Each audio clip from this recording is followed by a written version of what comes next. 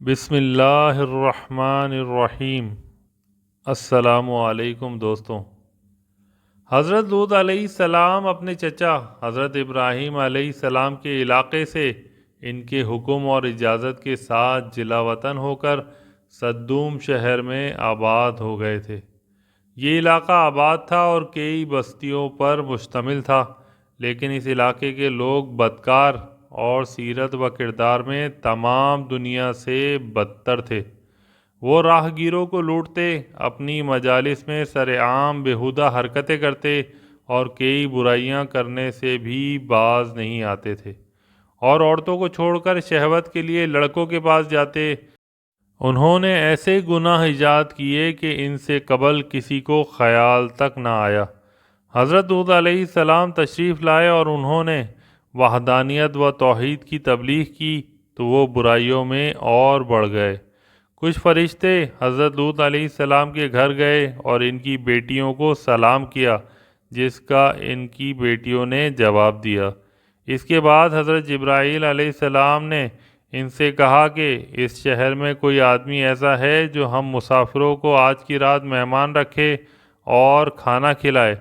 انہوں نے جواب دیا کہ ہمارے باپ کے سوا اس شہر میں کوئی ایسا نہیں۔ آپ لوگ ذرا صبر کیجئے، وہ اللہ تعالیٰ کی عبادت سے فارغ ہو جائیں تو وہ تمہاری خدمت ضرور کریں گے۔ جب حضرت لوط علیہ السلام اللہ تعالیٰ کی عبادت سے فارغ ہوئے تو اپنے گھر کے دروازے پر دیکھا کہ 12 اشخاص جو صاحب جمال اور کمسن ہیں اور جن کے بال بنے ہوئے ہیں آئے ہیں۔ آپ ان کو دیکھ کر خوف کرنے لگے کہ یہ مہمان تو صاحب جمال اور کمسن ہیں، اللہ نہ کرے اگر قوم کو معلوم ہو گیا تو یہ قوم ان مہمانوں کے ساتھ بدفعلی کرنے لگے تو ہمارے لیے بڑی شرمندگی کی بات ہوگی اور میں بہت ذلیل ہو جاؤں گا اور پھر یہ لوگ مجھے بہت ذلیل کریں گے۔ حضرت لوط علیہ السلام مجبوراً ان مہمانوں کو اپنے گھر لے گئے۔ ان کی بیوی وائلہ کافرہ تھیں۔ اس نے فوراً جا کر اپنی قوم کو ان مہمانوں کے بارے میں بتایا۔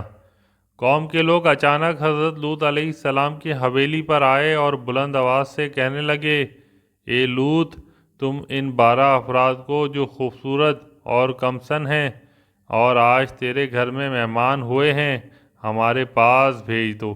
حضرت لوط علیہ السلام نے خوف کے مارے ان لوگوں سے کہا، اے قوم، میری بیٹیاں حاضر ہیں اور یہ پاک ہیں، میں تمہارا نکاح ان سے کر دوں گا۔ تم لوگ اللہ تعالیٰ سے ڈرتے رہو اور مجھ کو ذلیل مت کرو۔ یہ لوگ ہمارے مہمان ہیں۔ تم میں سے ایک آدمی بھی ایسا نہیں ہے کہ میرے راستے پر گامزن ہو اور نیک بات سمجھنے کی صلاحیت رکھتا ہو۔ اس کافر قوم نے حضرت لوط علیہ السلام کی بات تسلیم نہ کی اور حضرت لوط علیہ السلام کے گھر کے دروازہ توڑ ڈالا۔ قوم کے لوگ بولے، تو جان چکا ہے کہ ہمیں تیری بیٹیوں کی ضرورت نہیں اور تجھ کو اچھی طرح معلوم ہے کہ جو ہم چاہتے ہیں۔ تم اپنے مہمانوں کو ہمارے پاس بھیج دو۔ حضرت لوط کہنے لگے، اے قوم، اگر مجھ میں طاقت ہوتی تو میں تمہارے ساتھ لڑتا، لیکن میں نے صبر کیا اور پناہ چاہی۔ اللہ میرے مہمانوں کو تمہاری برائی سے محفوظ رکھے۔ فرشتوں کو اللہ تعالیٰ کی طرف سے یہ حکم تھا کہ جب تک لوط علیہ السلام تمہارے پاس اس بدکار قوم کی 3 دفعہ شکایت نہ کریں، اس وقت تک اس قوم سے ہرگز برائی نہ کرنا اور اپنا نام بھی نہ بتانا۔ جب حضرت لوط علیہ السلام اپنے گھر واپس جانے لگے تو قوم نے انہیں زخمی کیا اور شدید رنج پہنچایا۔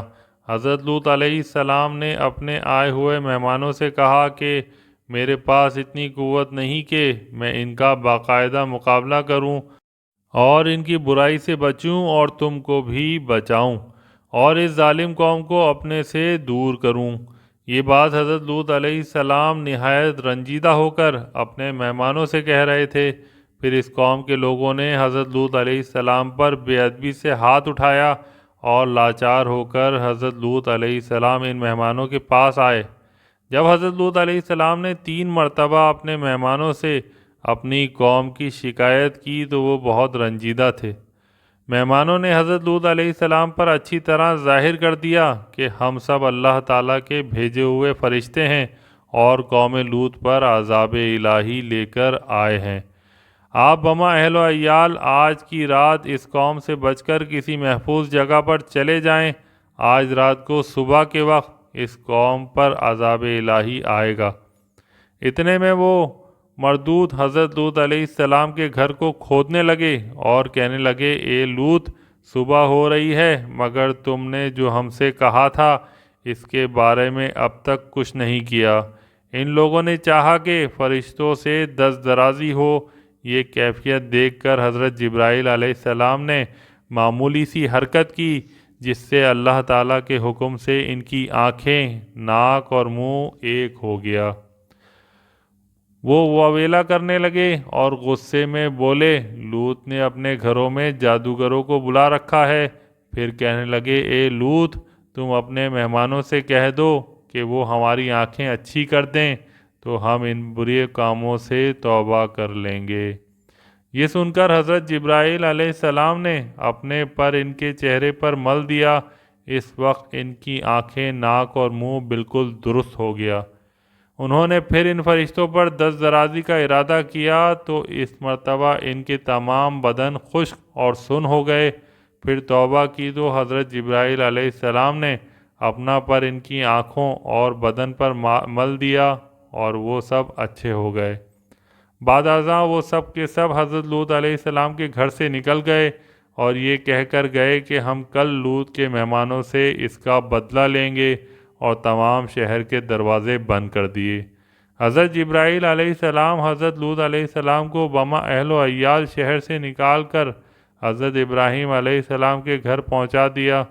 چونکہ حضرت لوط علیہ السلام کی بیوی وائلہ کافرہ تھیں اس لیے آپ نے اسے چھوڑ دیا اور حضرت لوط علیہ السلام اپنی بیٹیوں کو لے کر حضرت ابراہیم علیہ السلام کے گھر داخل ہوئے۔